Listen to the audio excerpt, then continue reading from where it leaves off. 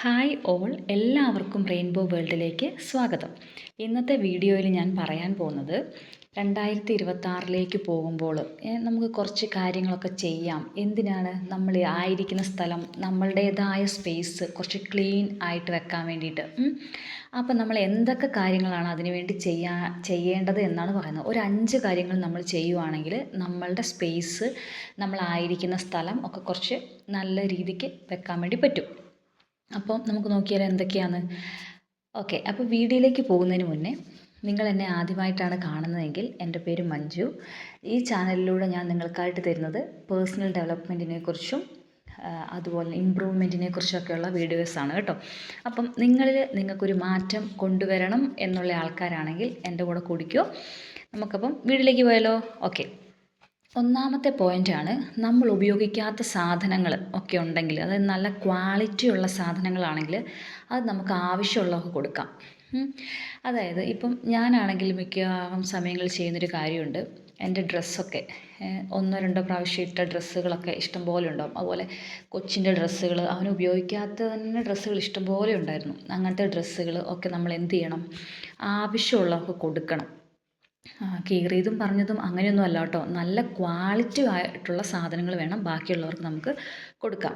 അപ്പം നമുക്ക് എന്താക്കാം, നമുക്കതൊരു ഉപകാരമായി, അതൊരു പുണ്യപ്രവൃത്തിയായി, അതിൻ്റെ കൂടെ നമുക്ക് നമ്മുടെ സ്പേസ് ഒന്ന് നമുക്ക് ക്ലിയർ ചെയ്തിടാം.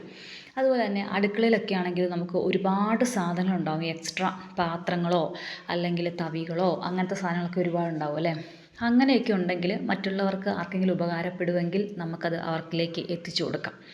അപ്പോൾ എന്തായി, നമ്മുടെ അടുക്കള ക്ലീൻ ആവുകയും ചെയ്യും, ആവശ്യമുള്ളവർക്ക് അത് ഉപകാരമാവുകയും ചെയ്യും. ഓക്കെ, മൂന്നാമത്തെ കാര്യമാണ് മാഗസീൻസൊക്കെ. ഈ പത്രം ചില ആൾക്കാർ വരുത്തുന്നുണ്ടാവും, ചിലർ ഈ ബാലരമ, ബാലഭൂമി, അതുപോലെ തന്നെ മംഗളം, മനോരമ അല്ലേ, പിന്നെ ഈ വനിത, അങ്ങനത്തൊക്കെ വായിക്കുന്നവരൊക്കെ ഇഷ്ടംപോലെ ആൾക്കാരുണ്ടാവും. അപ്പോൾ നമ്മളിങ്ങനെ വായിച്ച് ഒരു സ്ഥലത്ത് ഇങ്ങനെ കൂട്ടി വെക്കും അല്ലേ. അപ്പം നമുക്കിതെല്ലാം ഒന്ന് ക്ലിയർ ചെയ്യാൻ വേണ്ടിയിട്ട് എന്താക്കാം, ഈ ചിലപ്പോൾ ഈ പത്രമൊക്കെ എടുക്കാൻ വരുന്ന ആൾക്കാർ ഈ പൊട്ടിയതും അതുപോലെ പത്രത്തിൻ്റെ പേപ്പറുകൾ അങ്ങനത്തെ സാധനങ്ങളൊക്കെ എടുക്കാൻ വരുന്ന ആൾക്കാരൊക്കെ ഉണ്ടാവും അല്ലേ. നമുക്ക് അവർക്ക് കൊടുക്കാം.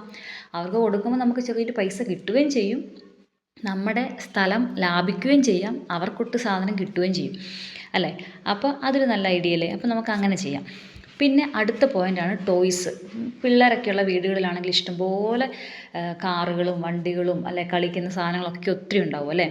അപ്പോൾ അങ്ങനെ ഉണ്ടെങ്കിൽ നമുക്ക് കുട്ടികൾക്ക് ഇങ്ങനെ ആവശ്യമില്ലാതെ ഉപയോഗിക്കാതെ കിടക്കുന്ന സാധനങ്ങളുണ്ടെങ്കിൽ നമുക്കൊന്നെങ്കിൽ പൊട്ടിയതൊക്കെ ആണെങ്കിൽ നമുക്ക് ഇതുപോലെ ആക്രിക്കാരൊക്കെ വരുമ്പോൾ അവർക്ക് കൊടുക്കാം.